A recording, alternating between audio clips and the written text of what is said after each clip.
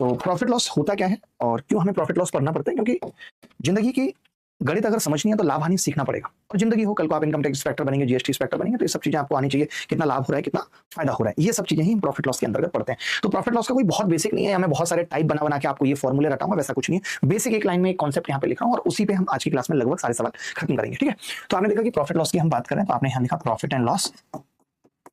मैं कोशिश करूंगा और बहुत समझाने की भी कोशिश करूंगा हर एक बात। स्टार्टिंग के सवालों में मैं आपको बस सिखाऊंगा अप्रोक्सीमेशन क्या है, जितनी चीजें आप अल्ट्रा कैल्सी में पढ़ते हैं वो सब बताऊंगा। अच्छा लगेगा आपको, आप बहुत कुछ सीख के जाएंगे आज की क्लास में, बाकी में सीख के जाएंगे, वो वाली बात है। बाकी नॉर्मल सवाल आप इतने सालों से करते हुए आ भी रहे। तो प्रॉफिट लॉस का मतलब होता है लाभ हानि। तो जब लाभ हानि आई कब? पहले तो आपको पता होगा, आज से बहुत साल पहले तो वस्तु विनिमय था। यानी अगर कोई आदमी 100 रुपए का सामान या जो भी सामान बनकर तैयार होता था वो कहता था तुम ये सामान मुझे दे दो, मैं तुम्हें इस सामान को दे दूंगा। तो पहले तो पैसे की कोई बात ही नहीं थी। प्रॉफिट लॉस जब इंसान ने ये सोचना शुरू किया कि यार मेरी चीज ज्यादा महंगी है, इसकी चीज कम महंगी है। मान लेते हैं कि कोई आदमी गाय के दूध से भैंस का दूध बदल रहा है, भैंस का दूध थोड़ा महंगा है, तो उसके दिमाग में जब ये लालच आया तो उसने कहा कि हम इसको एक मुद्रा का नाम दे देंगे कि मेरा दूध 70 रुपए किलो है, आपका 60 रुपए किलो है। अगर आप मुझे अपना देंगे तो आपके ऊपर मेरे 10 रुपए चढ़ जाएंगे, ये 10 रुपए मेरा फायदा होगा। तो जब फायदे की बात सोची तब आया कॉस्ट प्राइस निकल के कि कॉस्ट प्राइस क्या होता है। बस यही एक कॉन्सेप्ट बताऊंगा और तब तक लोग आ भी जाएंगे जिन्हें पढ़ना है। कॉस्ट प्राइस को हम कहते हैं सीपी और हिंदी में कहते हैं क्रय मूल्य, पता ही होगा आपको। तो जब कोई प्रॉफिट की सोचता है तो ऐसा नहीं होता है कि हमेशा प्रॉफिट होगा। हर चीज के प्रोस एंड कॉन्स हैं। अगर आप अभी सिंगल हैं तो आपकी पढ़ाई बहुत अच्छी हो रही होगी लेकिन तन्हाई मार देती होगी। लेकिन जब आप रिलेशनशिप में चले जाएंगे तो आपको पढ़ाई अच्छी नहीं होगी लेकिन या अच्छी भी होगी तो आपको कलेश मार देगी। तो हर चीज के फायदा और नुकसान है। तो वैसे जब आपने फायदे की बात सोची तो ऐसा नहीं कि हमेशा प्रॉफिट ही हुआ। जब सीपी पे प्रॉफिट होता है तो जितने रुपए में हम वस्तु को बेचेंगे उसे एसपी कहते हैं, सेलिंग प्राइस, हिंदी में विक्रय मूल्य। लेकिन ऐसा भी हो सकता है कभी कि हमने कोई वस्तु बना के रख ली और वो बिकी नहीं रही। जैसे आज के दौर में किसी को अपनी डीजल की मर्सिडीज बेचनी हो तो कोई लेने कोई तैयार नहीं है, तो लॉस हो गया। पता नहीं था, लेकिन आज से 8 साल पहले जब आप लेते थे कि लूं या ना लूं, तब तो आपने ऐसे जोश में ले लिया, तो लॉस भी हो जाता है। यानी एसपी का मतलब है जब सीपी में प्रॉफिट जुड़ेगा तब एसपी बनेगी, सीपी से लॉस घटेगा तब एसपी बनेगी। ठीक है, क्लियर सी बात है। आपने कहा एक आती है जी एमपी।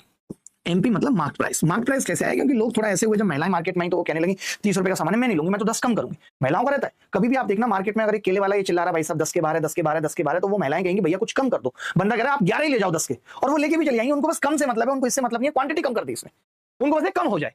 क्योंकि पत्नी है ही उस प्राणी का नाम जो अपने पति के साथ 750 रुपए की प्लेट या 7,500 रुपए की प्लेट ओबरा होटल में खा के उतनी खुशी नहीं पाती जितनी खुशी 7.5 रुपए किलो के टमाटर 5 रुपए में ले आएगी तो पाएगी।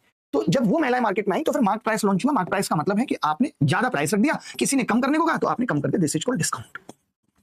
This is called discount. यहां से आप ये भी कह सकते हैं कि अगर मैं ये देखूं कि ये सीपी जो है और एमपी के रेशियो निकालने की बात करूं तो आप कहेंगे एक तो एसपी से क्या है कम हो रहा है और एक ज्यादा हो रहा है। तो हम यहां पे लिख देते हैं अगर एसपी मैंने 100 मानी तो ये 100 माइनस % डिस्काउंट आ जाता है, इसकी जरूरत पड़ेगी, और ये 100+% प्रॉफिट आ जाता है। याद कैसे रखेंगे? एमपी बड़ी होगी तो प्लस होगा।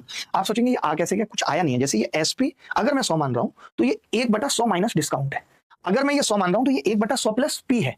तो वो जब रेशियो निकालते हैं तो 100 प्लस पी इधर चला जाता है और 100 माइनस डी इधर चला जाता है। बस इतनी सी बात अभी आज की क्लास में समझनी है। इन्हीं सब चीजों पे हम सवाल करेंगे। सवाल शुरू कर रहे हैं। पहला सवाल आप सबकी कॉपी के ऊपर फेंक कर मार रहा हूं, बेहद आसान है। अभी जो स्टार्टिंग के हम कुछ एक सवाल कर रहे हैं, हम हर तरीके के सवाल करेंगे, मैं दिखा भी देता हूं। स्टार्टिंग के जो कुछ सवाल है वो अल्ट्रा कैल्सी ट्रिक बेस्ड क्वेश्चन है, ये जितने भी हैं। उसके बाद आप देखेंगे कंपैरिजन बेस्ड क्वेश्चन आ जाएंगे। उसके बाद आप देखेंगे सक्सेसिव हम सीखते हैं, लगाते नहीं है क्या मतलब है ऐसे सक्सेसिव का, ये हम सीखेंगे। उसके बाद ना मानने वाले सवाल कि कोई बंदा मान रहा है हम नहीं मानेंगे। इस तरीके से हम बहुत सारे सवाल आज की क्लास में करेंगे। ठीक है, चलिए। तो अब पहला सवाल यही था कि एक वस्तु को 20,240 रुपए में बेचने पर एक दुकान, इसमें मैं एक चीज आपको सिखाना चाहता हूं, आपको मजा आएगा सीख के, कि एक वस्तु को 20,240 में बेचने पर एक दुकानदार को 8% की हानि होती है। तो अगर किसी दुकानदार को 8% की हानि होगी का मतलब क्या है?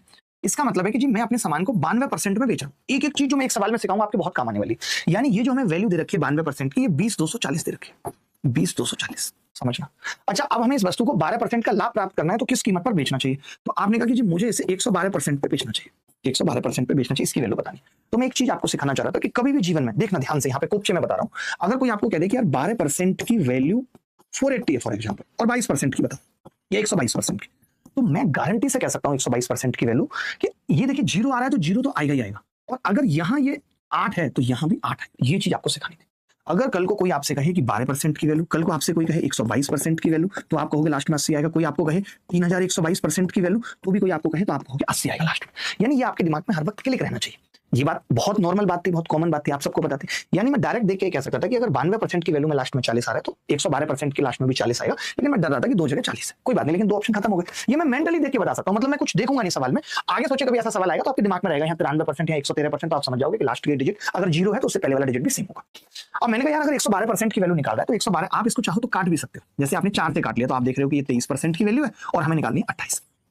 जैसे मेरे दिमाग में 28 आया, मुझे देखा मैं यहाँ पे 16 सत्ते भी 112 समझ रहा था, तो मैं कह सकता था यार जो भी उत्तर होगा वो 7 का मल्टीपल होगा। अब मैं इतनी लंबी चौड़ी कैलकुलेशन ना करके किसी एक ऑप्शन को चेक कर लेता हूँ। 7 या 21, 7 पंजे 35, ये संख्या 7 से कट रही है, यही सवाल का उत्तर होगा। चाहूं तो इसे भी चेक कर लूं, 7 या 21, ये 7 से नहीं कट रही।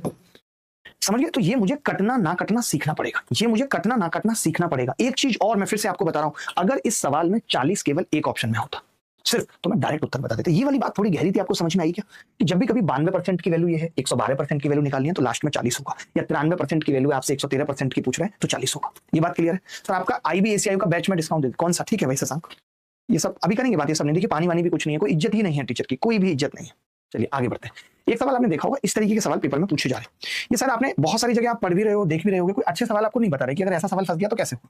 ये सवाल 2023 में पूछा गया था और बड़ा अच्छा सवाल है, तंग करने वाला सवाल है। आप में से कोई भी बच्चा बता सकता है कि इस सवाल को किस तरीके से किया जा सकता है? क्या कोई अप्रोच है आपके पास? जबकि अल्ट्रा कैल्सी बैच में मैंने आपको सिखाया अप्रोक्सीमेशन क्या होता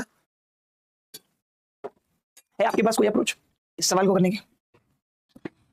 एक दुकानदार ने, आज मैं आपको बता रहा हूं और आपने काफी सारी जगह सुना भी होगा कि जब कोई सवाल ऐसा लगे कि ये हो ही नहीं सकता, बहुत मुश्किल है, बहुत टिपिकल डेटा है और आपको कुछ मानने की जरूरत पड़े, तो एक्स कभी नहीं मानना।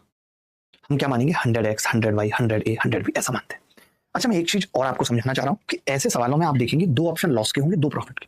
तो प्रॉफिट और लॉस तो देखते ही पता लग जाता है। अब मुझे अंतर देखना है कि यार इसमें अंतर फिर भी काफी है, 1-1.5% का अंतर है, तो बहुत है अंतर, कम नहीं है कोई अंतर, बहुत है कम नहीं है, ठीक है। अब सवाल ये था कि एक दुकानदार ने ए और बी को कुल 2540 में खरीदा, 2 वस्तुओं को, ये सवाल। तो मैंने लिख दिया कि यार 100A, समझाने के लिए लिख रहा हूं आपको, 100A प्लस 100B अप्रोक्सीमेशन देखना बराबर 2540। ये बहुत टिपिकल सवाल है, ये परेशान करने वाला सवाल है। मान लेते अब ऐसा कोई सवाल आ ही गया तो क्या कर सकते हैं? छोड़ के तो आ नहीं सकते, मैं तो सारे सवाल करने मेंस में करने। हमें पता है एक सवाल जो ऐसा है कि कोई कर सकता है और मैं नहीं कर पाया तो मेरी रैंक उससे कम आएगी, मुश्किल हो जाएगी, तो मुझे करने। अब इन्होंने कहा कि ए को 115% पे हमने बेचा, यानी 115 में बेचा, ये उसका विक्रय मूल्य हो गया। इसको 25% की हानि पर बेचा, यानी 75B में बेचा। तो इसने ये कहा है कि दोनों के जो एसपी का अंतर है, ए का एसपी और बी का एसपी का, वो 109 रुपए ज्यादा है, ये बोल रहा है। तभी मेरे दिमाग में आई कि यार अगर यहाँ 109 की जगह अगर इसका मल्टीपल होता 127 होता तो भी ये चीज आसान हो सकती थी, मैं 20 से गुणा करके जल्दी से कर लेता, लेकिन नहीं है। तो मुझे इतना समझ में आ गया कि यार अगर 18 ज्यादा होता तो बात बन जाती। तो मैंने कहा अगर मैं ये 18 यहाँ जोड़ दूं, क्योंकि 18 इसके 1% से भी कम है, 18 इसके 1% से भी कम है, तो उत्तर पे बहुत फर्क नहीं पड़ेगा, पॉइंट में फर्क पड़ेगा। आप समझ गए? उत्तर में पॉइंट पे फर्क पड़ेगा, यही अप्रोक्सीमेशन है। आपने यार ये तो आपने कमाल कर दिया। अब आपने इसको क्या बना दिया जी? मैंने इसको 127 बना दिया। अगर मैं यहां से 127 की वैल्यू निकाल लूं, ध्यान से सुनना, 127 की, तो आप कहेंगे 5A प्लस 5B के बराबर आ गया। अब तो बड़ा आसान हो गया। जब ये 5A और 5B के बराबर आ गया तो मैंने कहा यहां से 110A बराबर 80B आ रहा है, यानी A/B कितना आ गया? 8/11, 8/11 आ गया। अब तो बड़ा आसान भी है निकालना। कैसे? मैं ये कह सकता हूँ भाई ए पे आप 25%, 15% का लाभ ले रहे थे, 15 × 120, 1.2 का लाभ ले रहे थे आप ए पे। बी पे आप 25% की हानि ले रहे थे, 11 × 25 कितना होता है? 2.75, तो माइनस का 2.75, और ये टोटल आप 19 पे ले रहे थे। समझना बात को? आपने कहा जी मैं वैसा नहीं करूंगा कि मैं इस 1.2 में से 2.75 घटा दूं ताकि मेरा बोर्ड क्लीन देखे कि मैंने बहुत कम लाइन में करा दिया। ये एक नया ट्रेंड है, आपको ये दिखाना है कि आप सबसे कम स्पेस में सवाल कराते हो, तो लिखते रहो और मिटाते रहो। अजीब नौटंकी है। तो मैंने कहा कि 1.2 और 2.75 में से घटाऊं तो 1.55 आ रहा माइनस का। ये बात तो तय हो गई कि लॉस होगा। 155 ही लिख लेता हूं इसको, 155 क्योंकि 100 से गुणा भी हो रही है, ठीक है। ये आ गया मेरा उत्तर। मैं देख रहा हूं कि मेरा उत्तर जो आ रहा है वो 19 8 152 माइनस 8 बचेगा कितना? 3, और 19 दूनी 38 है, 19 एकम 19, 8.1% मेरा आ रहा है, लॉस आ रहा है। ये बात तो तय है कि लॉस होगा, तो ये दोनों उत्तर नहीं होंगे। अब मैं ये कह रहा हूं, आप मेरी बात समझना। अच्छा, लॉस काट दिया मैंने, कोई बात नहीं, प्रॉफिट नहीं होगा, प्रॉफिट काट दिया मैंने, ठीक है। अब मैं ये कह रहा था, आप एक बात बताओ, अगर मैं 18 बढ़ा रहा था, 18 अगर मैं बढ़ा रहा था, इसका मतलब क्या है कि मैं इसमें से इसको घटाने पे 18 ज्यादा, यानी मैं इसको 18 ज्यादा कर रहा था, यानी मैं ए पे ज्यादा प्रॉफिट की बात कर रहा था क्योंकि ए प्रॉफिट पे था। तो अगर मैं यहां से थोड़ा सा प्रॉफिट बढ़ाऊंगा तो ओवरऑल लॉस कम होगा, कम होगा कि नहीं? यानी 8.1 थोड़ा कम है, यानी इससे थोड़ा उत्तर ज्यादा आना चाहिए। वैसे भी 8.1 के करीब एक ही था भी। तो अगर आपके सीजीएल के पेपर में कोई इस तरीके का टिपिकल सवाल आ जाए, हम ये क्यों बताते हैं, हम यहाँ क्यों पढ़ाने आते हैं? आप बताओ, आप मुझे बताओ, हम यहाँ क्यों पढ़ाने आते हैं? क्या हम इसलिए पढ़ाने आते हैं कि अब ऐसा कोई सवाल पेपर में नहीं आएगा और हम सिर्फ यहाँ पुराने सवाल पेपर में आए हुए में अपने आप को हीरो बन गए? नहीं, हम इसलिए आते हैं ताकि अगर सेम सवाल, जैसे अब आप देखेंगे, अगर मैं वही, मुझे बड़ा खराब भी लगता है, जैसे अब ये कंपैरिजन के सवाल में लेके आया हूं, मान लेते हैं कहां है ये रहा कंपैरिजन। अब कंपैरिजन के सवाल आप देखेंगे 23 प्री 24 20 18 20 बार बार आ रहे हैं ना, तो अगर मैं आपको बार बार भी बेस्ट अप्रोच नहीं बता रहा तो फिर मेरे पढ़ाने का फायदा क्या? यानी हम इसीलिए बताने आते हैं कि आप एटलीस्ट जो सवाल हर बार आ रहे हैं उनकी तो बेस्ट अप्रोच जान लीजिए। कुछ लोगों का इसमें कहना होगा कि ऑप्शन अगर 8.11 1 2 3 3 4 हो तो सर फोड़ लीजिए अपना। क्यों देगा वो ऐसे ऑप्शन? कभी नहीं देगा, पागल थोड़ी है वो। अच्छा, ये सवाल एसएससी एमटीएस 2024 का था। अभी आपको पहले ही बता दे रहा हूं जो लोग जुड़े हैं कि अभी हम स्टार्टिंग के कुछ सवाल सिर्फ अल्ट्रा कैल्सी ट्रिक्स पे कर रहे हैं। अल्ट्रा कैल्सी में हमने क्या सीखा था? हमने मल्टीपल पता करना सीखा था, हमने फैक्टर सीखा था, हमने लास्ट डिजिट सीखा था, हमने लास्ट 2 डिजिट सीखा था अल्ट्रा कैल्सी में। हमने डिजिटल सम सीखा था, हमने अप्रोक्सीमेशन सीखा था, ये सब सीखा था या नहीं? तो ये आपको लगाना है अभी। सोचिए अभी तो मैंने आपको बता दिया, अभी मैंने आपको ये बात बता दी कि आपको ये सब चीजें लगानी है। जैसे जब भी कभी सवाल आए, अब मैं आपको हिंट भी लिख देता हूँ पलाश भाई, ये जरूरी है कि जब भी कभी सवाल आए और आपसे एसपी पूछा हो, एसपी पूछा हो कि एसपी क्या है, विक्रय मूल्य, पहले ही मैंने बता दिया आपको। अगर कभी आपसे सवाल पूछा जाए और उसमें एसपी पूछा जाए तो आप सबसे पहले देखिए कि प्रॉफिट परसेंट कितना है। मान लेते हैं कि आपका प्रॉफिट परसेंट 1/8 यानी 12.5%, तो फिर दुनिया का कोई बच्चा ऐसा नहीं है जिसको ये बात ना पता हो कि अगर प्रॉफिट परसेंट 1/8 है यानी 8 अगर हमारी सीपी है तो एसपी 9 होगी। मानते हैं इस बात को या नहीं? तो मैं सबसे पहले 9 का मल्टीपल देखूंगा। ये चीजें मुझे सीखनी है, ये मुझे सीखनी है। अगर ये नहीं सीखेंगे तो कोई मतलब जीवन का नहीं है। जैसे मैंने देखा कि सवाल में सबसे पहले प्रॉफिट लॉस के सवाल में मेरा ध्यान दिया कि ये विक्रय मूल्य पूछ रहा है। अभी बताइए, मैंने आपको ये बात, विक्रय मूल्य पूछ रहा है। मुझे ये भी मालूम है कि सवाल में 21% का लाभ दे रखा है। अगर 21% का लाभ दे ही रखा है, इसका मतलब है कि जो विक्रय मूल्य होगा वो 121% होगा। क्या होगा? 121%। 121% का मतलब ही है कि वो 11 का मल्टीपल होना चाहिए। अच्छा, 11 का मल्टीपल निकालना किस किस बच्चे को आता है? जल्दी से कौन बता देता है? तो मैं आपको बता देता हूं। जब भी 11 से डिविजिबिलिटी चेक करनी हो तो सिंपल है चेक करना। आप क्या करो, 3-3 के पेयर बनाओ। जैसे 917 है और ये 14 है, तो 917 में से 14 जाएगा, कितना बचेगा? तो आप कहेंगे 903। 903 बचेगा। मैंने 11 से भाग किया, 11 8 88, 23, एक बच रहा है, यानी 902 तो कट जाएगा। तो मैंने देखा 915 में से 13 घटाऊंगा तो 902 आएगा, ये कट जाएगा, बी आंसर हो सकता है। मैंने झट से देखा 919 में से 907 नहीं कटेगा, 585 में से 12 घटाऊंगा 573, 11 पंजे 55, ये भी नहीं कटेगा, यानी 20 सवाल का सही उत्तर है। इसी में भलाई, नहीं तो डॉगेज से कम मंकेज बन जाओगे। अब मैं ये कह रहा था, आपने खुद ही कहा है कि दोनों भैंसों का विक्रय मूल्य बराबर है, यानी पहली भैंस का विक्रय मूल्य है कितना? अगर पहली भैंस ए है तो आपने कहा 15% की हानि पे बेचिए, पहली भैंस का विक्रय मूल्य है ए का 85%। फिर मैंने कहा दूसरी भैंस का विक्रय मूल्य कितना है? तो आपने कहा बी का 119% है। अब आपने 17 से जब भाग लगाया तो ए बाई बी कितना आ गया सीपी का अनुपात? तो आपने कहा 17 में 7 119, 17 पंजे 85, 7/5 आ गया। तो मैं सबसे पहले क्या करूंगा, सवाल सोल्व करने से पहले कि 7 5 12 की वैल्यू ये है, 7 की निकालो, नहीं, मैं सबसे पहले ये कहूंगा कि 7 का मल्टीपल होना चाहिए ए। तो आपने कहा ये तो नहीं है 6700, 7 9 63, 4 बचे, 7 पंजे 35, ये भी नहीं है, 7 9 63, 7 6 42, ये है, ये नहीं है। तो मुझे क्या है ना कि जब यही तो चीजें आपको क्लास में सीखनी है कि आप जल्दी से कैसे उत्तर पे जाएंगे। अच्छा, 17 में 7 119, 7 का मल्टीपल होना चाहिए। इससे देखो फायदा क्या होगा, मैं आपको बताता हूँ। इससे दिमाग नहीं थकेगा। जो दिमाग 12 से 11 520 को भाग करने पे होता है वो नहीं थकेगा। मैं आपको बता, दूर दूर है। कैसे? देखिए, ये तो बहुत दूर दूर है, इतना लॉस और इतना प्रॉफिट बहुत दूर दूर ऑप्शन है, और बाकी 2% का तो अंतर है, 2% का अंतर है, बता सकते हैं? देखिए, जैसे आपने देखा कि अगर ऐसा ही है तो ये 23,856 24,000 के आसपास ही है, 24,000, समझ?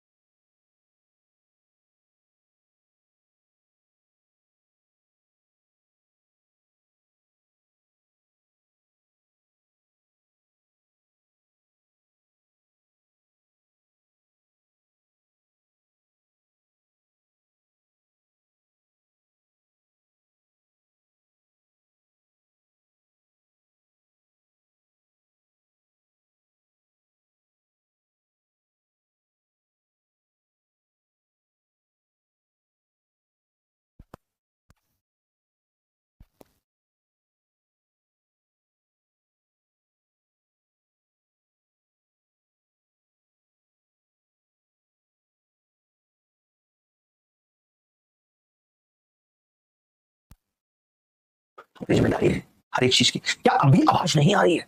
अब तो आ रही होगी, आ रही होगी। देखिए, मैं यही बता रहा था कि 24,000 मैंने 23,856 को लिखा तो वो 120 आ गया। आपने कहा कि जी 206 यानी 240 का आधा 120, तो 206 की वैल्यू 103 आ गई, यानी मैं समझ गया 3% लाभ होगा। तो मैंने कहा, मैंने ये भी समझ गया कि 3% से ज्यादा होगा, क्योंकि मैंने इसको बढ़ा दिया है, मैंने इसको बढ़ा दिया है, जबकि मैंने उतने में बेचा नहीं है जितने में मैंने बढ़ा दिया है। यानी इतने में ही बेचने पे 20% लाभ हो रहा था, और मैं ज्यादा में बेच रहा हूं तो लाभ यहाँ पे भी थोड़ा ज्यादा होगा, यहाँ पे भी थोड़ा ज्यादा होगा, थोड़ा होगा, तो 3.52% आ गया। बात समझ गए कि नहीं? तो अब वही अप्रोक्सीमेशन, अगर आप इसी सवाल को यहाँ 120 लिख रहे हैं और फिर आप इसकी वैल्यू निकाल रहे हैं तो ये बहुत मुश्किल है करना। तो मैं ये कह रहा था कि अगर आप 20% फायदा निकाल रहे हैं किसी का भी, आप 20% फायदा अगर किसी का निकाल रहे हैं, मतलब 1/5 कर रहे हैं, तो मैं कह रहा हूं आप क्या करेंगे, 22,500 में सेट खरीदा, परिवहन पे 800 रुपए खर्च किए, स्थापना पे 1000, तो आप इन सबको जोड़ेंगे। आप क्या करेंगे, 22,500 को आप जोड़ रहे हैं, आप 1000 को जोड़ रहे हैं, जोड़ेंगे, और आप 800 को जोड़ेंगे, और फिर आप इस सवाल का उत्तर निकालेंगे। ठीक है, निकालेंगे, यही करेंगे, यही तरीके 20%। मैं आपको थोड़ा सा शॉर्ट बताता हूं, मैं कहता हूं यार जोड़ने में जितना समय लगेगा उससे अच्छा है कि 20% निकाल लो सबका। तो जैसे मैंने इसका 20% निकाला, कितना हो गया 160। तो जब मैंने 60 देखा तो मैं ये समझ गया कि इसके 20% में 2 जीरो आएंगे, इसके 20% में 2 जीरो आएंगे, या नहीं आएंगे, तो फिर 60 वाला ही उत्तर हो जाएगा, मैं पूरा क्यों करूं। तो दो चीजें आपने यहाँ पे सीखी मुझसे, एक तो ये कि जब कभी ऐसा सवाल आता है तो सबको जोड़िए मत, आप डायरेक्टली सबका 20-20% निकालिए। 20% का मतलब 1/5 होता है, आप इसका 1/5 करते 4500 आ जाता, आता भाई।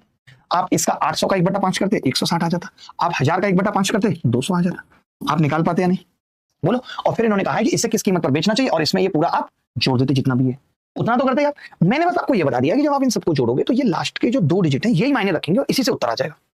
अगर हम टुकड़ों में कर रहे हैं तो आप मेरी बात समझ रहे हो या नहीं। तो ओरली हम कर सकते थे कि जब भी कभी ऐसा सवाल, ध्यान से समझना, मैं ये कह रहा हूं आप सबको पता है कि इस सवाल को करने के लिए इन्होंने ये जो दे रखा है इसका तो कोई रोल है नहीं, ये तो बस ये है कि एसपी इक्वल है, हर कोई बताता है, आपको सिखाता ही होगा। लेकिन ये 19%, 119%, 89% ये हमें तोड़ रहा है। तो मैंने कहा थोड़ा अप्रोक्सीमेशन कर सकते हैं क्या, क्योंकि ऑप्शन तो अब आप बताओ, ये दोनों बहुत दूर दूर है और ये दोनों बहुत दूर दूर है, लगभग दूर दूर ही है, 3% से भी ज्यादा का अंतर ऑप्शन में है। एग्जामिनर ने भी यही सोचा, तो मैंने कहा थोड़ा सा चेंज कर सकते हैं, तो आपने कहा कर लेता। मैंने कहा 19% को 20% कर लेते हैं, 1% प्रॉफिट ज्यादा कर रहे हैं, और लाभ को 10% कर लेते हैं, लाभ को 10% कर लेते हैं, हानि को 10%, 1% हानि कम कर लिया और उधर लाभ बढ़ा लिया, लाभ बढ़ा लिया है और हानि को कम कर लिया, यानी अंतर और भी कितना पड़ेगा, अगर दोनों इक्वल भी रहे तो भी 1% का पड़ेगा भाई। अगर मैंने मान लिया कि 100 रुपए भी उनकी कीमत रही, 100 रुपए भी कीमत रही, तो 100 पे आपने 120 एक यहाँ बढ़ा लिया और वहां पे एक कम कर लिया 200 पे, तो यानी 1% का ही अंतर आएगा, मोटा मोटा 1% का अंतर आएगा, 1.1 या 0.98 का अंतर आएगा, ठीक है। अब मैंने कहा कि 20% का लाभ यानी कि 4 का सामान 5 में बेचा जा रहा है, बोलो 10% की हानि यानी 10 का सामान 9 में बेचा जा रहा है, ये कह सकता हूं। अब आपको ये भी पता है कि इसको 9 से गुणा करनी पड़ेगी और इसको 5 से करनी पड़ेगी इक्वल करने के लिए। तो मैंने कहा यहाँ पे प्रॉफिट कितने का होगा, 1 का था ना, +1, और यहाँ पे -1 था, तो आपने कहा 9 एकम 9 और 5 एकम 5, 4 रुपए का फायदा होगा। 5 से 6 आपने गलत करा दिया भाई साहब, मैं जानबूझ के कर रहा था, 5 से 6 और 10 से 9, ठीक है। तो आपने कहा आसान है जी बनाना, ये +1 है और ये -1 है, इसको 3 से गुणा करनी पड़ेगी, इसको 2 से। तो आप देख रहे हैं 3 रुपए का फायदा, 2 रुपए का लॉस, 1 रुपए का फायदा, ओवरऑल 1 का फायदा ही तो तय हो गया, फायदा होगा ये नहीं होगा। अच्छा 3 से इसकी गुणा करेंगे 15 और 10 से करेंगे 1/35, तो 1/35 का मतलब 2 पॉइंट समथिंग कह सकता हूं मैं, 2 पॉइंट समथिंग। तो मैंने कहा कि मैंने तो ज्यादा किया था, 1% का अंतर, यानी उत्तर इससे कम ही रहने वाला है, और अगर उत्तर इससे कम रहने वाला है ये 2.8 आएगा, और 1% का मैंने डिफरेंस डाला, तो मैंने कहा 1.8 के आसपास उत्तर आएगा, और ये इस सवाल का उत्तर है। आपको ये सब चीजें समझनी पड़ेंगी एग्जाम।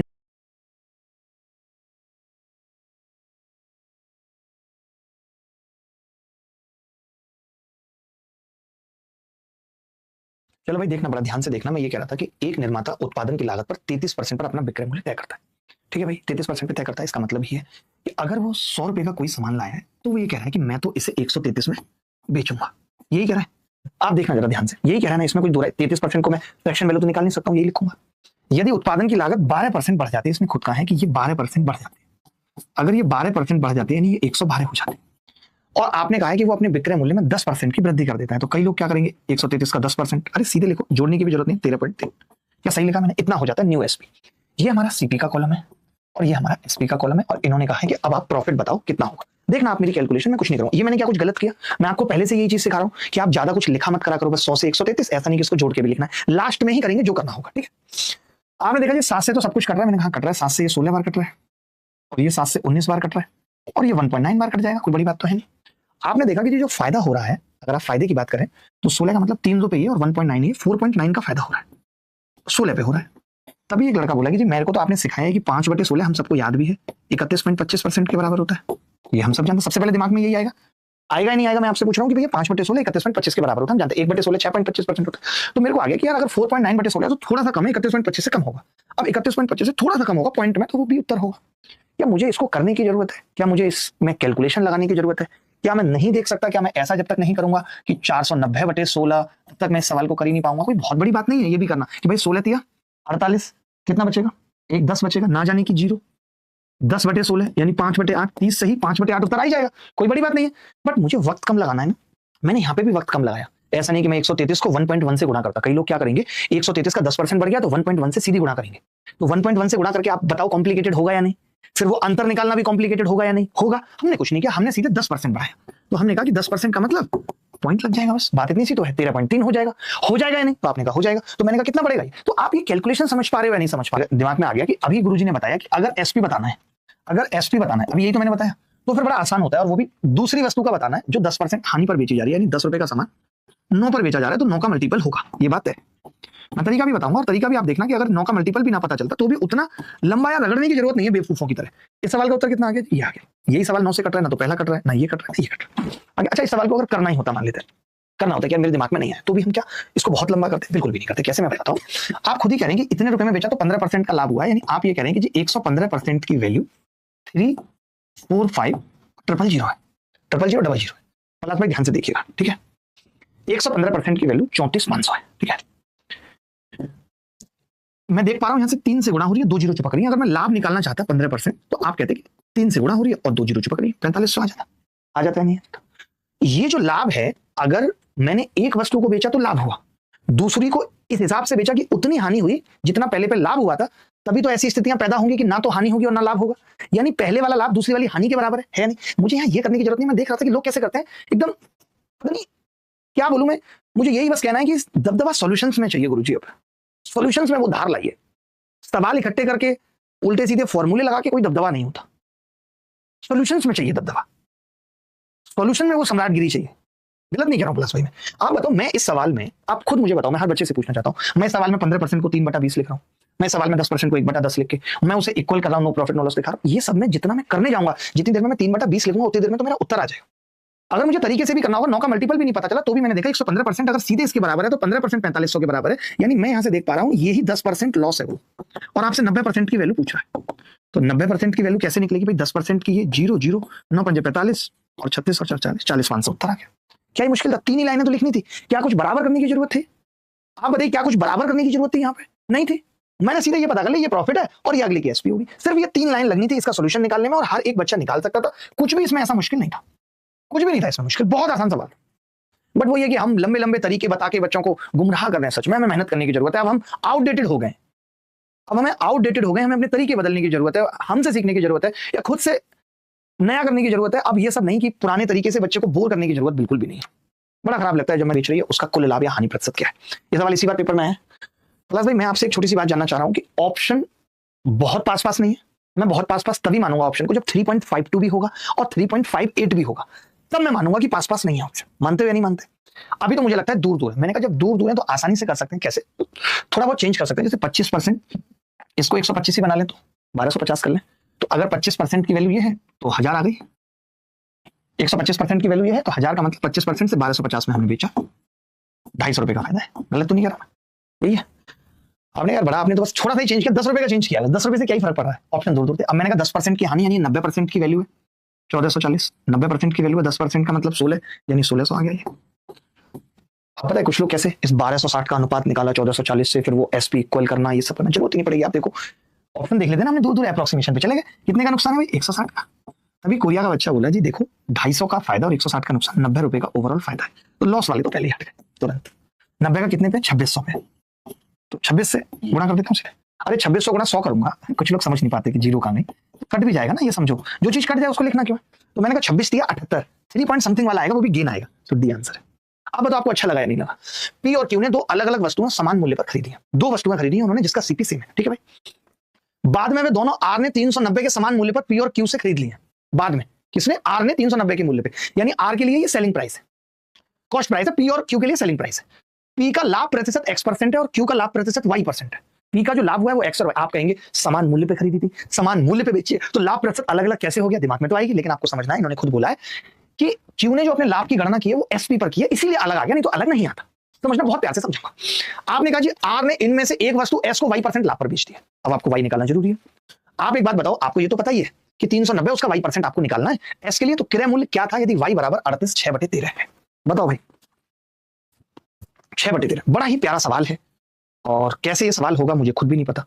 ऑप्शन ठीक है, मुझे लगता है ऑप्शन भी शायद गलत है, क्योंकि हमने एक बार इसको चेक करना, आपने तो दिया था ना मुझे, ये सवाल भेजा था। ये सवाल ऑप्शन शायद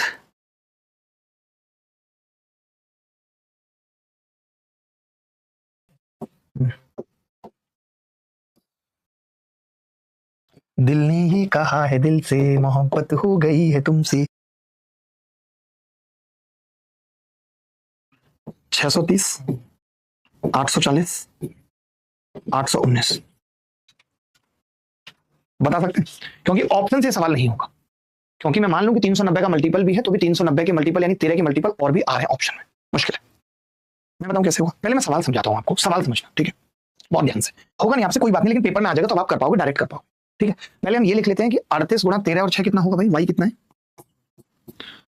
500/13। आप गुणा कर सकते हैं, तो ना तो करना ही पड़ेगा, जैसे 13 चौका 52, 520 में से 26 गई तो कितना बचेगा, हाँ 390 मैं लिख ही देता हूँ। 13 × 104 का 4 हासिल 10 और 13 दिया 39 और 10 49, 494 और प्लस 6, तो आप कह सकते हैं 500/13%। ठीक है, परसेंट ऑफ एक्स, जिसको आप ये भी लिख सकते हैं 5/13x, y/x कितना है 5/13 कह सकते हैं, परसेंट था तो मैंने 5/13 लिख लिया। अब आप पहले सवाल समझिए, इस बात को छोड़िए गोली मारिए, पहले आपको सवाल समझना है, मेरी रिक्वेस्ट है आपसे, पहले आपको सवाल समझना है। ठीक है भाई, अब देखना ध्यान से सवाल क्या है। पहले पी और क्यू ने, मैं आपको समझाने के लिए इतना कुछ लिख रहा हूँ, जरूरत नहीं है। पी और क्यू ने कोई वस्तु खरीदी थी, ठीक है भाई, देख लो जरा इधर, यानी उसने ए मूल्य पे खरीदी थी और इसने भी ए मूल्य पे खरीदी थी, समझाने के लिए लिख रहा हूँ, जरूरत नहीं है, पहले बता रहा हूँ। ये इनके लिए सीपी थी भाई, सीपी थी या नहीं, आपने कहा कि जी इनके लिए एसपी क्या थी, इन्होंने अपनी वस्तु बेची कितने में, तो आपने कहा 390 में बेची। एसपी में सेम लिख दूं, यहाँ पे बी लिख दूं, बी में इसने बेची, बी में इसने बेची, और ये बी की वैल्यू 390 छोटा सा लिख देता हूं ताकि आपको दिखता रहे क्या, ये सवाल। पी ने भी वस्तु ए में खरीदी थी, क्यू ने भी वस्तु ए में खरीदी थी, दोनों ने बी में बेची भी है जो 390 के बराबर है, क्लियर है। लेकिन यहाँ पे लफड़ा क्या था वो समझिए।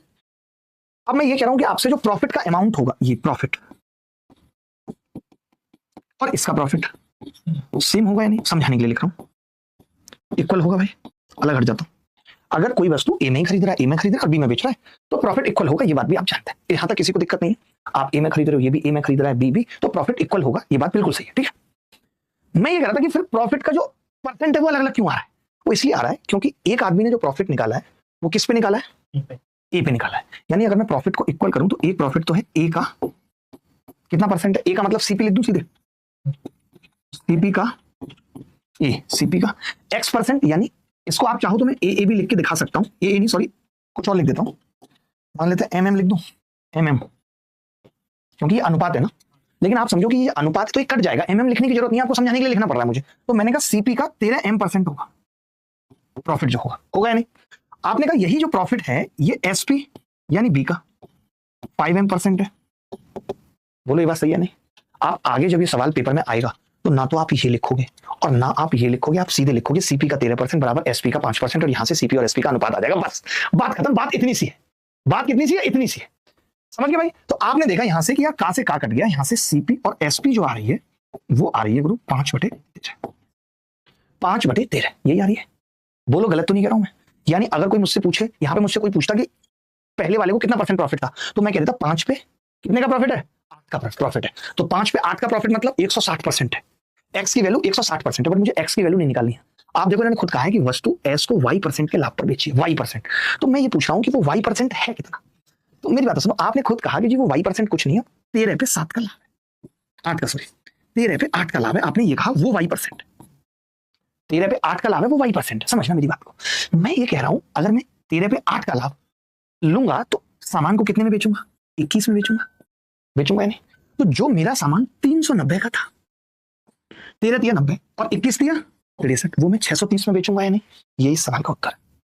इससे ज्यादा प्यारे तरीके से सवाल को नहीं किया जा सकता था, अभी भी वक्त है। ये सवाल देखिए भाई, अब ये भी सेम सवाल है गुरु, देखना जरा सेम सवाल है। ए और बी ने समान मूल्य पर खरीदी, अब डिजिट चेंज होकर आ जाएगा। सी ने ए तथा बी की वस्तुएं ए की समान मूल्य पर 240 में खरीद ली, ए का प्रतिशत लाभ P%, बी का क्यू है, क्योंकि बी अपने माल की गणना विक्रय मूल्य पर करता है, सेम है। सी ने एक वस्तु डी को ये P% लाभ पर बेच दी, यहाँ पे P% पे बेचा है, और क्यू बराबर पी है। तो एक बात बताना भाई, 41 सही, 41 दिया 123 और 125/3% है, 125/3% है। अगर 100 से भाग करूं तो क्यू बराबर आ जाएगा P गुणा 25 पंजे 125, 5/12, यानी मैं ये कह सकता हूं Q/P 5/12 है, कह सकता हूं। तो अभी मैंने पीछे क्या देखा था, आप मुझे बताओ, कि जैसे ये 5/13 आ रहा था, y/x 5/13 आ रहा था, यही आ रहा था, और मैं देख रहा था कि सीपी और एसपी का रेशियो भी 5/13 आ रहा है। तो अब तो मुझे इतना भी पता है क्योंकि मैं पढ़ चुका हूं, तो अब तो मैं सीधे कह सकता हूं कि भैया सीपी और एसपी का जो रेशियो है इनका वो 5/12 आएगा। आपने कहा कि अब की बार जिस लाभ पे बेचा है वो P% है, तो मैंने कहा P% लाभ है कितना, आपने कहा 5 का सामान जो साथ में गया है, 5 का सामान जो साथ में गया है, तो अब की बार तो वो नई वाली एसपी भी यही हो गई। तो आपने कहा कि डी के लिए सीपी कितनी है, सीपी कितनी थी सी के लिए, तो आपने कहा 240, तो मैंने आप कहा कि 5 की वैल्यू डायरेक्ट 240 प्लस, भाई देख रहे हो कितना आसान हो गया।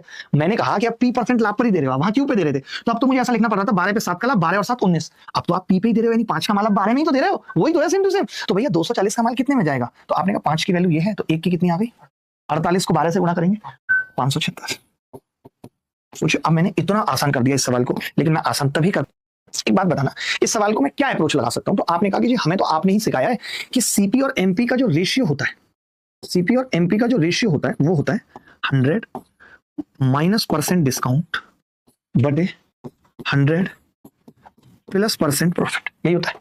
सीपी बराबर क्या होता है? 100 माइनस परसेंट डिस्काउंट बटे 100 प्लस परसेंट प्रॉफिट, यही होता है। इसमें कोई बुरा या खराब तो नहीं, आप सबने पढ़ा है, ठीक है भाई। आपने कहा एक वस्तु को उसके लागत मूल्य से x% अधिक पे अंकित किया है, तो मैंने कहा कोई बात नहीं, ठीक है, आपने x% अधिक पे अंकित किया, यानी आपने 100 रुपए की वस्तु को 100 प्लस x का मूल्य रख दिया। जब पता ये चीज मैंने कोपची में देखी थी, मैं तभी समझ गया था कि क्वाड्रेटिक इक्वेशन बनेगी, मुश्किल तो है ये सवाल। तभी बोला है कि x की वैल्यू 40 से छोटी है, कंडीशन देने का मतलब है x की दो वैल्यू आएंगी। आपने कहा कि x/2 की छूटती है और लाभ है 10 सही 1/2%, यानी 100 माइनस x/2, और ये कितना है दोस्त? तो आपने कहा x 100 और लाभ कितने का है? 21/2 का, यही है। मैंने कहा अगर 2 से ऊपर नीचे गुणा कर लें तो एक चीज तो समझ में आ रही है कि ये 200 माइनस x है ऊपर और नीचे 221 आ रहा है। जैसे ही 221 मेरे दिमाग में आया तो मैंने कहा 221 तो 13 गुणा 17 की मल्टीप्लीकेशन होती है। तो मैं इतना समझ गया कि जो भी यहाँ पे आएगा x की वैल्यू, वो 13 और 17 उसके फैक्टर होने चाहिए। मैंने कहा x की वैल्यू अगर 35 रख दूं तो 135 का फैक्टर ना तो 13 है ना तो 17, ये उत्तर नहीं होगा। मैंने कहा 25 रख दूं तो 125 का फैक्टर भी नहीं होगा। 30 रख दूं तो आपने कहा 130 बिल्कुल फैक्टर होगा, 13 इसका फैक्टर है, और 20 रख दूं तो भी नहीं होगा। अगर पेपर में वक्त कम है तब तो मैं 30 लगा के आगे बढ़ जाऊंगा। मेरा दिल है कि नहीं मैं चेक कर लूं, तो मैं चेक भी कर सकता हूं। 100/130 आ रहा है, यहां पे रखूंगा अगर x की वैल्यू 30 तो 170 आ जाएगा, 170 से 17 कट जाएगा और नीचे 130 बचेगा, चेक भी कर सकता हूं। तो ये चीजें हाथ है। अंकित मूल्य क्रय मूल्य से 10% अधिक है तो उसे ना तो लाभ होता है और ना ही हानि होती है। आपने खुद कहा कि एक 100 रुपए की वस्तु है, 100 रुपए की वस्तु, और आपने उसे 110 अंकित कर दिया, 110। आप कह रहे हैं कि जी 8% की छूट, 8% की छूट दे दी, यानी 8.8 की छूट दे दी, 10 बढ़ाया था 1.8 की छूट दे दी, तो ये कह सकता हूं प्रॉफिट केवल 1.2%। लेकिन आप तो खुद ये कह रहे हो कि प्रॉफिट हो ही नहीं रहा, क्योंकि जो 1.2% का प्रॉफिट होता भी वो मैंने प्रचार पे खर्च कर दिया। यानी मैंने 2,500 का 1.2% प्रचार पे खर्च कर दिया। 2.5 लाख का, 2.5 लाख है ना, तो 2.5 लाख का कोई बच्चा मुझे बता सकता है 2.5 लाख का 1.2% कितना होगा? आपने कहा 1% निकालना होता तो 2,500 आ जाता, तो 3,000 आ जाएगा। 2,500 से थोड़ा सा 0.2% ज्यादा है, 3,000, और कोई ऑप्शन भी नहीं है 3,000 के आसपास। आसान था सवाल, हमने क्यों लिया? बट अच्छा था, बता, हमने कभी देखा नहीं। बोलो भाई, बढ़ा भी है ना, कुछ गड़बड़ तो नहीं है? तो सवाल बढ़ा है, हमने ये इसीलिए लिया था कि आप देखोगे कि कभी ऐसा सवाल आ जाए तो आपको पता होना चाहिए कि करना क्या है, क्योंकि आपने 10% अधिक किया और 8% कम कर दिया। तो 10% अधिक का मतलब 110 किया और 8% कम कर दिया, 1.2% का फायदा है। जब आपकी सोच बहुत छोटी होती है, आपकी सोच यहीं तक है 50 करोड़ 60 करोड़, और आपको भगवान 70-80 दे दे तो आप पागल होने लगते हो। हाँ, जिसका क्या है कि सोची 3,000 10,000 20,000 50,000 करोड़ 66,000 करोड़, इतनी बड़ी सोचो, उसको फर्क ही नहीं पड़ता है, वो फिर दिखाएगा भी उस तरीके से नहीं। समझ रहे हैं कि मेरी 7 पीढ़ियां बैठ के खा लेंगी, ये सब चीजें खैर छोड़िए। आप पता पढ़ाई नहीं करते ना, आप इधर उधर की बातें करते हैं, हमने छोड़ दिया, आप नहीं छोड़ पाए। सुखेन ने बिक्री के लिए कुछ खराब होने वाली वस्तुएं खरीदी, खुद से खरीदी है। खराब होने वाली मतलब कचरा वाली वस्तुएं खुद से खरीदी, ठीक है भाई, लेकिन उनमें से 15% वस्तुएं बेची नहीं जा सकी। जब आप पहले से ही खराब हुई वस्तुएं ले रहे हो तो 15% नहीं बेची जाएंगी, यानी कितनी बिकेंगी? सिर्फ 85% वस्तुएं बिक पाएंगे, ठीक है भाई। आपने कहा कि हालांकि सुखेन बाकी वस्तुओं को उस कीमत पर बेचने में कामयाब हो गया जिससे उसे 19% का टोटल लाभ मिल गया। पलाश भाई समझ रहे हैं? उसने इन 85% वस्तुओं को ही 119% करके बेच दिया, तभी तो ऐसा हो सकता है, बाकी तो खराब हो गई थी तो 0 पे। तो सुखेन ने प्रत्येक वस्तु के लागत मूल्य से कितने प्रतिशत अधिक पे वो वस्तु बेची? तो आपने कहा जी 85% को अगर मैं 119 बना रहा हूं, यानी 17 पंजे 85 और 17 सत्ते 119, 5 को 7 बना रहा हूं, 2 बढ़ा के बेच रहा हूं 5 पे, 2/5 का मतलब 40%। ऐसा सवाल कभी आए तो मेरी रिक्वेस्ट है ये सब मत करने लगना। मैंने देखा है कई लोगों को, वो पता क्या करते हैं, एक वस्तु 1 रुपए की है, माना एक वस्तु 1 रुपए की है, क्या नौटंकी है, माना एक वस्तु 1 रुपए की, जरूरत है उसकी? आप मुझे बताओ जरूरत है क्या?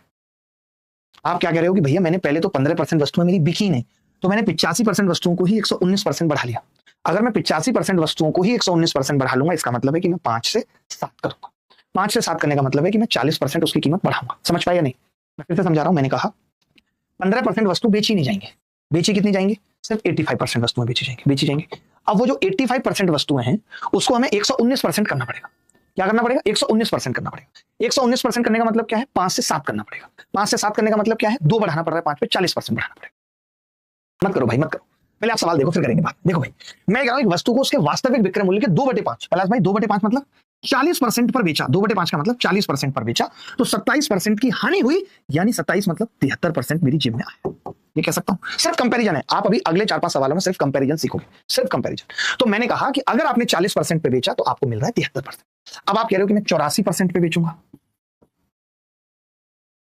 तो एक तो आपने कहा 84 का मतलब हो गया जी आप 80% पे बेचोगे प्लस 4% पे बेचोगे। तो मैंने कहा 80 की वैल्यू निकालूंगा, पहले 4 की बता दूं। तो आपने कहा 4 की तो बड़ी सिंपल है, 7.3% आ जाएगी या नहीं 4 की, क्योंकि जीरो हटेगा। तो 4 की जैसे 7.3 आई तो मैं समझ गया उत्तर 0.3 वाला होगा। मैं डी लगा के निकल गया आगे।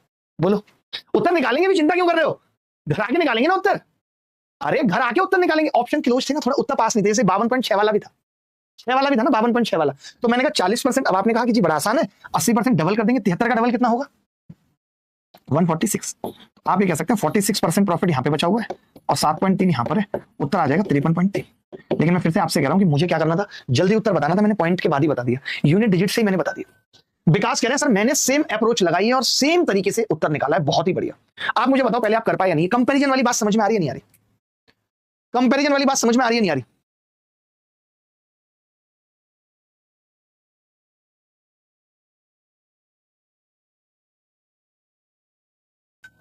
अब आप सोचिए कि विशाल ने अगर ये अप्रोच लगा दी, इसका मतलब लाइव में ऐसी अप्रोच लगती है। आप मेरी बात समझना, इसका मतलब लाइव में ऐसी अप्रोच लगती है अगर विशाल लगा पा रहा है तो। अगर विशाल नहीं लगा पाता तो हम कहते कि नहीं लगती। तो नॉट एंटरटेनमेंट, आप चिंता मत करो, आज एक सवाल है ही नहीं। आज जब मैं कंपैरिजन सिखाऊंगा तो मैं 4-5 सवाल बताऊंगा, आपको मजा आएगा। मैं एक दूध का सिप लेता हूं, आप कॉपी करो, मैं दोबारा बताऊंगा।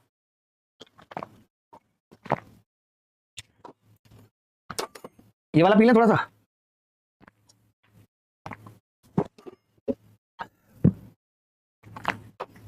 चलो भाई दोबारा बता रहा हूं, मैंने ये कहा एक वस्तु को एसपी के 2/5 यानी 40% पे बेचा है, तो जो पैसा मिल रहा है वो 27% की हानि यानी 73% मिल रहा है, यानी 40% 73% के बराबर है। कंपैरिजन यही कह रहा है। आपने कहा जी अब मैं इसे 84% पे बेचूंगा, तब क्या होगा? तो मैंने कहा 40% की वैल्यू 73 है तो मुझे 84 की निकालनी पड़ेगी। मान लो 84 की वैल्यू 150% आ जाएगी तो मैं कह दूंगा प्रॉफिट 50% होगा। 84 की वैल्यू 130% आ जाएगी, मैं कह दूंगा प्रॉफिट 30% होगा। तो मैंने कहा 84 की वैल्यू निकालने का भी तरीका 80 प्लस 4 में ब्रेक कर दिया। तो आपने कहा 40 की वैल्यू 73 है, जीरो हटा दूं तो 0.3 आ जाएगी 4% की। तो वो मैंने 0.3 जैसे लिखा 7.3, तो मैं समझ गया कि उत्तर वो होगा जिसमें 0.3 आएगा। अब 40% की वैल्यू 73, 80% की निकालने में टाइम लगा 146 और फिर जोड़ने में भी टाइम लगा। जब मुझे पता चल गया था पहले कि 0.3 वाला उत्तर होगा तो मुझे इतना आगे जाना क्यों था? ये बताओ। आपको सिलेक्शन नहीं लेना, आप सिर्फ टाइम पास करना चाहते हो। देखो मैंने सिंपल लिखा, मैंने कुछ नहीं करा। मैंने कहा 7/8 एसपी का, उसका कंपैरिजन क्या है? आपने कहा 37% की हानि यानी 63% में बिक रहा है माल। बिक रहा है, बिक रहा है नहीं? मैंने कहा अब मुझे कितने में बेचना है? आपने कहा 19/12 में बेचना है। तो इसकी वैल्यू कितनी होगी? आपने कहा 7 नीम 63 और 8 इधर जाएगा तो 1 की वैल्यू आ रही है, यहां से 1 की आ रही है, नॉट पे 72% आ रही है। मैंने इसकी निकालनी थी तो मैंने 72% से गुणा कर दी। आप बोले जी 12×6 72, 19×6 114, तो 14% उत्तर हो गया। सिंपल। यहाँ पे क्या है ना, दिमाग नहीं थकेगा। यहाँ पे दिमाग थकेगा ये सिंपल कि 7/8 अगर 63 के बराबर है तो 19/12 किसके बराबर होगा? आप चाहो तो एक चीज और भी कर सकते थे, मैं आपको बताता हूं। आप इस 7/8 और 19/12 का रेशियो भी ले सकते थे। तो आप कहते कि जी 7 4 दूनी 8 और 4 तिया 12, 7 तिया 21 तो ऊपर चला जाता और 19 दूनी 38 यहां जाता। फिर आप कहते कि 21 जहां 63% के बराबर है, 3 गुना है, वहां 38 114% के बराबर हो जाएगा। रेशियो लेना था, लेकिन क्यों ही लेना है, सब करना है, इतना टाइम करना क्यों है पास? सिंपल कंपैरिजन करना, सिंपल कंपैरिजन कि भैया 7/8 63% के बराबर है तो हमें बता दो 19/12 किसके बराबर हो। बात खत्म हो जाएगी, कुछ है ही नहीं। आप और सवाल देखो, आपको पता है एलसीएम लेने पे खुद शर्म आने लगेगी कि मैं अब नहीं लूंगा। आप खुद ही नहीं लोगे एलसीएम और जो ले रहा होगा उसकी भी झंड कर दोगे। ये सवाल देखना, एक एक लाइन में करोगे, प्री वाला ही नहीं मेंस वाला भी।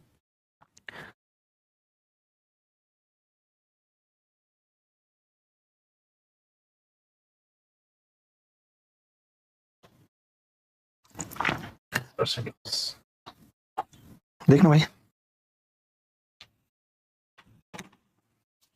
लाइन से देखो, मैं ये कह रहा था पलाश भाई सिंपल है। तो अगर मैंने इसको 33.33% पे बेचा है, समझना बेचा है, तो मुझे 33.33% की हानि हुई है, यानी मेरी जेब में 66.66% आया। यही तो एसपी हर बार तो यही कर रहे थे, 37% तो 63 लिख रहे थे, तो 33% की हानि का मतलब मेरा माल 66 में गया है। आपने कहा कि जी ये तो साफ साफ दिख रहा है डबल हुआ है, दिख रहा है साफ साफ। अब आपको 40% पे बेचना है, 40%। आपने कहा अब 80% मिलेगी, 80% में साफ दिख रहा है कि 20% का लॉस है। सी आंसर है। बोलो भाई,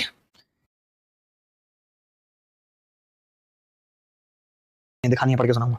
मैंने कहा कि अब मैं इसको 1/3 लिख रहा हूं, इसको 2/5 लिख रहा हूं, फिर 5 और 3 का एलसीएम ले रहा हूं पागलों के जैसे। जितनी देर में मैं एलसीएम ले रहा था अगला निकाल के निकल गया आगे। फिर मैं कह रहा हूं इसका हो गया, मेरा नहीं हुआ। गुरु जी कह रहे और पढ़ो, अब तुम दूसरे वाले बैच में आ जाओ। अरे भाई ऐसा मत करो, ऐसा मत करो। 1 2 3 4 लिखा हुआ है सब पर। आगे बढ़े, आगे बढ़ते हैं। एक और सवाल आप देखते रहो, अब कितने सवाल ऐसे हैं, अब देखो ये भी क्या है, डबल है। अब 33 से ये मेंस में आया, सोचो भाई, देखना। अब आप कहोगे कि ये पेपर में नहीं होती अप्रोच, अब क्यों नहीं होगी, मैं आपसे पूछ रहा हूं। अगर आपको ये मेंस 2018 में बता दी गई होती है अप्रोच, तो आप CHSL 2020 प्री में लगा लेते। तो यही तो फायदा होता है, यही तो फायदा होता है भाई, कि अब मुझे पता है कि यार 33.33% की वैल्यू 66.66% है, डबल है, तो 7 की 120 हो जाएगी। ओरल कर लूंगा ना मैं इन सवालों को, इसमें मैं नया क्या बता रहा हूं, जरूरी है एलसीएम लेना पागलों के जैसे। अब आप खुद मौखिक बता रहे हो, अब आप एक सवाल थोड़ी है ये देखो, अब अगर मैंने आपको यही अप्रोच मेंस 2018 में बता दी होती, मान लेते हैं, तो यही सवाल फिर आता मेंस 2020 में, तो आप कहते फिर से कि 33.33 की 66.66% है, डबल है, तो 80 की 160% आ जाएगी, प्रॉफिट 7% होगा। तो अब आप एक बात बताओ, अब आपको मेरे पढ़ाने का ध्येय समझ में आ रहा है। जो लोग कहते हैं कि एग्जाम में नहीं काम करते ऐसे मेथड, भाई करेंगे तब काम जब आप पढ़ के जाओगे। अगर आप पढ़ के नहीं जाओगे तो मेथड कैसे काम करेंगे मुझे बताओ। अगर आप ये पढ़ के गए, 4 बार मैंने आपको सामने से दिखा दिया, अब भी अगर काम नहीं हो रहा है तो कैसे बात बनेगी बताओ। गलत कह रहा हूं तो बताओ, गलत कह रहा हूं तो बताओ, आप समझ ही नहीं रहे, मजा आ रहा है कि नहीं बताओ। अभी और भी सवाल करने हैं भाई हमें, अभी हमें और भी सवाल करने होंगे, आगे बढ़ते हैं। मतलब क्या होता है कि जब आप एक ही चीज को, इस x को ही आप a% बढ़ा रहे हो या घटा रहे हो मान लेते हैं, और फिर आप b% बढ़ा रहे हो या घटा रहे हो, कुछ भी कर रहे हो, ठीक है, तो जो इसमें नेट चेंज आता है एक ही चीज पे, अगर आप ऐसा कर रहे हो एक ही चीज पे, तो हमें ये चीज सीखनी पड़ेगी, हमें ये चीज सीखनी पड़ेगी कि जो नेट चेंज आता है, हम लोग रट रहे हैं, हम लोग परसेंटेज में भी यही सब चीजें पढ़ते हैं, उसके बावजूद भी नहीं कर पा रहे तो फायदा क्या है। एक बच्चा डिवाइन लाइफ कह रहा है कि आप एनोटेशन पीडीएफ, मैं समझा नहीं आप कौन सी पीडीएफ की बात कर रहे हैं। एक बच्चा कह रहा है रेगुलर क्लास नहीं हो रही, अब रेगुलर क्लास होगी, चिंता ना करें बिल्कुल, अब रेगुलर क्लास होगी, MWF में कोई माइका लाल नहीं रोक पाएगा, अब रेगुलर क्लास होगी, कोई माइका लाल नहीं रोक पाएगा, रेगुलर MWF में रेगुलर क्लास होगी, मंडे का सेशन अभी लग जाना चाहिए भाई, बहुत हो गया नाटक। देखो मैं ये कह रहा था, तो जो नेट चेंज होता है हम सबको पता है, हर कोई टीचर हर कोई बच्चा पढ़ा रहा है, तो ये फॉर्मूले क्या अचार डालने के लिए, इनको क्या म्यूजियम में सजा के रखने के लिए, अरे इनका इस्तेमाल करना भी तो सिखाओ। क्या इनका इस्तेमाल सिर्फ परसेंटेज में होगा, जहां आयत की लंबाई और आयत की चौड़ाई बढ़ेगी और क्षेत्रफल पे फर्क पूछेगा, अरे हर जगह लगाओ इनको, जहां एक चीज को बार बार छेड़ा जा रहा है, बार बार छेड़ा जा रहा है, तो लगाओ वहां, किसी ने मना किया है, वहां नहीं लगाओगे। देखो भाई बहुत ध्यान से समझना, अब मैं क्या कह रहा हूं, सवाल क्या था, सवाल ये था, आपको ध्यान से देखेंगे कि 48,000 में एक स्कूटर खरीदा, उसी स्कूटर को 15% की हानि पर बेच दिया, यानी मैंने इसी को 15% कम कर दिया। अब एक लड़का 48,000 का 15% निकाल रहा है शौक से, फिर वो नहीं, उस पैसे से उसने एक और स्कूटर खरीदा और उसे 22.5, उसी पैसे से, यानी एक ही पैसे को पहले 15% कम किया और दोबारा में 22.5% बढ़ाया। तो मेरे लिए इस 48,000 का कोई रोल नहीं है। इन्होंने कहा कुल हानि प्रतिशत बताओ, मैंने कहा आपने एक चीज को पहले 15% कम किया, फिर आपने उसी चीज को 22.5% बढ़ाया, और फिर ये हो जाएगा जी -15 गुणा 22.5 और बटे 100 नेट चेंज जो उसकी वैल्यू हुई है, क्योंकि इन्होंने भी पूछा है ओवरऑल हानि या लॉस क्या हुआ है।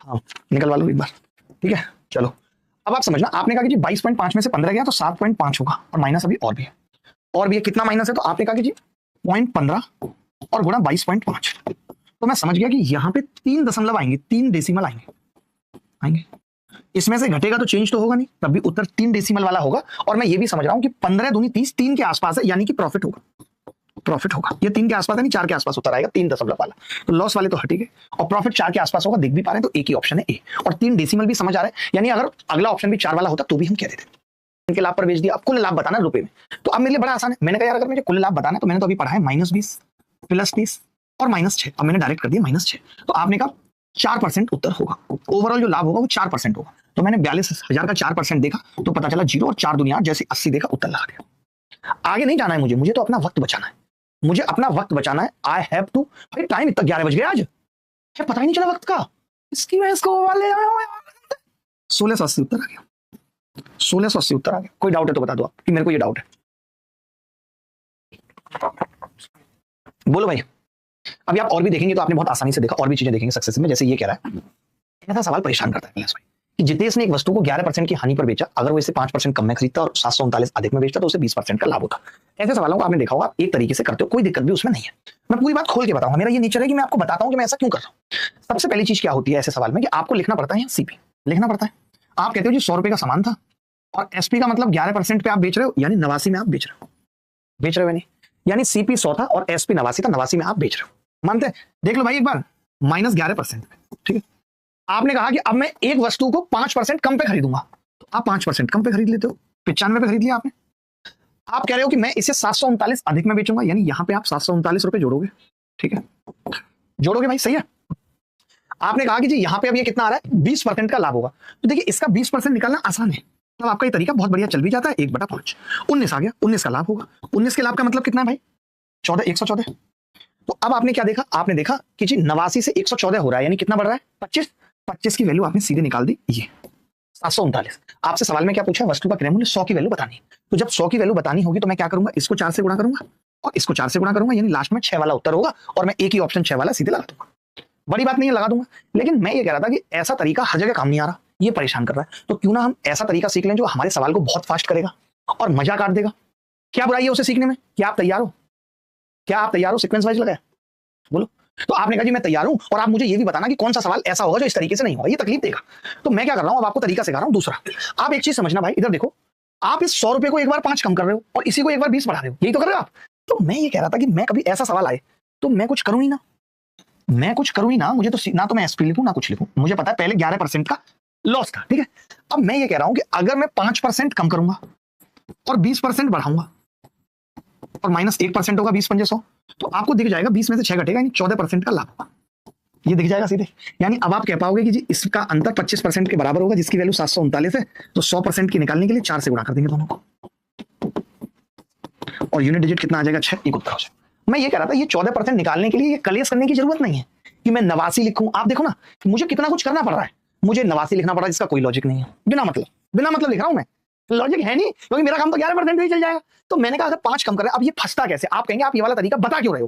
पता है सवाल फंस रहे हैं, मैं आपको दिखाता हूं सवाल कैसे फंसेगा। मैं ये क्यों बता रहा हूं, जब मैंने सक्सेसिव सीखा है और मैं कह रहा हूं एक चीज को मैं 5% बढ़ा के 20% का लाभ ले रहा हूं। तो मैं ये कह रहा था, आप देखो ये सवाल अभी एनटीपीसी में पूछा गया, इमेज दी ना आपने गुरु, यही आपका अंदाज पता है, दिल सा नहीं छू लेता कभी कभी? आप बताओ छू लेता है कि नहीं? भैया ने इमेज दी है, अब आप समझना, ये इमेज मैं आपको दिखा रहा हूं लगा के। ये आप देखो एनटीपीसी में पूछा गया अभी, कैसे एनटीपीसी में क्या पूछा गया कि उमेश ने एक वस्तु को 22% की हानि पर बेचा। अब आप कैसे करोगे, आपने देखा भी होगा लोगों को करते हुए कि वो क्या कर रहे हैं, पहले यहां 100 लिख रहे हैं, फिर 22% की हानि पे बेच रहे हैं। वो तरीके अपडेट नहीं कर रहे यार, ऐसे तरीके में 6 साल 7 साल क्या 12 साल पहले पढ़ाता था, इनको अपडेट करने की जरूरत है। रील का टाइम निकाल के थोड़ा तरीके अपडेट करो, ठीक है भाई। अब आप क्या कह रहे हो प्लस भाई कि आपने 5% कम किया, तो ये कितना आ गया, 95। अब ये आपने बेचा कितने में, 15% लाभ में। यहीं पे बच्चा खेल जा रहा है। अब उसको इसका 15% निकालना, पहले तो यही चीज मुश्किल लग रही है, वो यहीं खेल जा रहा है। अब मेरा तरीके पे आ जाते हैं। मैंने कहा मैं कुछ नहीं लिखूंगा, आप तो खेल गए अपने तरीके पे, मैं इतना लिखूंगा बस, 22% का लॉस। मैंने कहा अब अगर आप 5% कम कर रहे हो, सीधे लिखूंगा, और 15% बढ़ा रहे हो, 15 75.75, तो ये कितना आ रहा है भाई, 15 में से 5 गए 10, 10 में से 75 गए, कितना बचा, 9.25%। तो आपने देखा पहले 22% की हानि थी, अब 9% का लाभ, यानी यहां से यहां तक का सफर कितना ज्यादा है, तो आपने कहा 31.25% का ज्यादा है। 31.25% की वैल्यू कितनी है सवाल में, तो आपने कहा 935 है। मैं ये कह सकता हूं कि ये 31 से 93 बार कट रहा है, लगभग 1% की वैल्यू 30 है। तो आपने कहा 100% 3000 होगा अगर सीपी पूछी है तो। लेकिन मैं ये कह रहा हूं कि ये कितना है, 3 से गुणा करूं 93 और 0.5, यानी कि ये थोड़ा ज्यादा आ रहा है, यानी ज्यादा आ रहा है, कम आ रहा है ना थोड़ा। अरे मैं ये कह रहा हूं अगर मैं इसकी 3 से गुणा करता हूं तो 31 दिया, 93 और 0.25 को गुणा करूंगा तो 0.75 आएगा, लेकिन ये 0.5 ही बन रहा है, यानी 3 से थोड़ा कम है। तो जहां मेरा 3000 के आसपास है अप्रोक्सीमेट, ये उत्तर आ जाएगा। 3000 से कम है उत्तर, थोड़ा कम है, बहुत ज्यादा नहीं। आप समझो ना मैंने कैसे किया, अरे 0.25 था ना, 31 दिया 93, 0.25 दिया 0.75, यहां पे बन रहा है केवल 0.5, बात समझे कि नहीं? तो 3000 से कम होगा, मैंने और लिख कर दिया। अब मैं इस 31.25% निकालने में नानी याद आ जा रही है लोगों को, आप यकीन मानिए मेरा। तो अब से ये तरीका लगाएंगे, जब भी कभी ऐसा सवाल आएगा तो परेशान करता हुआ देखेगा, तो कुछ लिखने की जरूरत नहीं होगी कि 100 से -22 करके पहले 88 लिख रहे थे, बाद में याद आया नहीं भैया 78 होगा। तो नानी याद आएगी कि नहीं आएगी? तो हमें क्या करना है, नानी याद नहीं करनी है।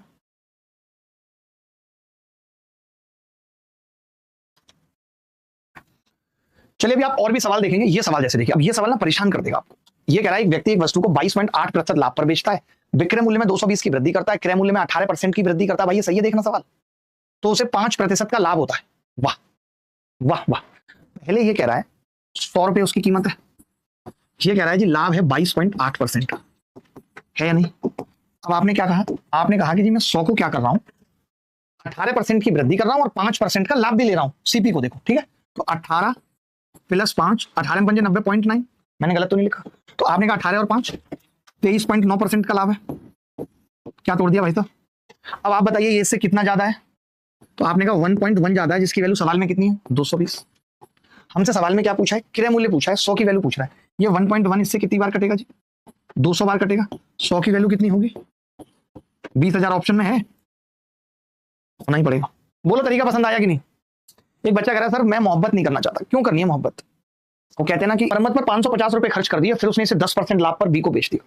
देखिए ए ने एक वस्तु खरीदी, यहाँ पे 3 बार सक्सेसिव है, और सक्सेसिव का मतलब आप सब जानते भी हैं क्या होता है। तो जब 3 बार का सक्सेसिव हो तो हम क्या करते हैं, रेशियो में कर लेते हैं। जैसे कोई चीज आपने सक्सेसिव में ये बात पढ़ी होगी कि जैसे 10% बढ़ा कोई चीज 20% बढ़ी, तो आप क्या कहते हैं इसका सक्सेसिव क्या होगा, 10 प्लस 20 और प्लस 10 गुणा 20/100 2%, तो ये कितना आ जाता है 32%। कुछ लोग ये 32 निकालने के लिए ऐसा भी कर सकते हैं कि 10% का मतलब कोई चीज 10 से 11 हो गई है, 20% का मतलब कोई चीज 5 से 6 हो गई है, तो हम ये कह देते हैं कि भैया वो 50 से 66 हो गई है। 50 से 66 होने का मतलब है वो 100 से 132 हो गई है। ये हम कब लगाते हैं, जब 3-3 4-4 चीजें हो, 2 चीजों पे तो हमारा फॉर्मूला ही बेहतर है, कोई दिक्कत नहीं आती, समझना बात को। तो मैंने ये कहा कि 550 खर्च हो जाने के बाद, ध्यान से सुनना, 550 खर्च हो जाने के बाद ए की जो कीमत है वो 10% लाभ पर बेचता है, 10 से 11 कर लेता है। आपने कहा बी की कीमत 20% हानि यानी 5 से 4 में बेचता है। आपने कहा सी ने इसको 30% लाभ पर बेचा, 3/10, 10 का मान 13 में बेचा।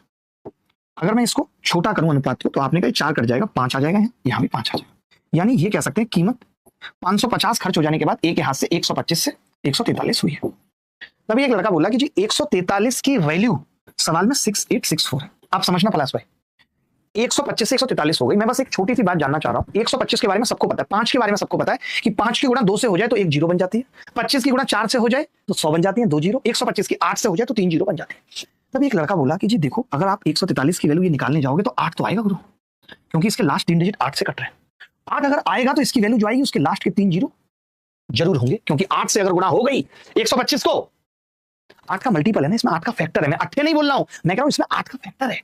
तो वो 8 का फैक्टर जब यहां आएगा तो 3 जीरो जरूर आएंगे, और अगर यहां तक 3 जीरो आ गई और मैंने 550 घटा दिया तो लास्ट में 450 जरूर आएगा। यही तो पूछा है कि ए को कितने कीमत पे सामान मिला।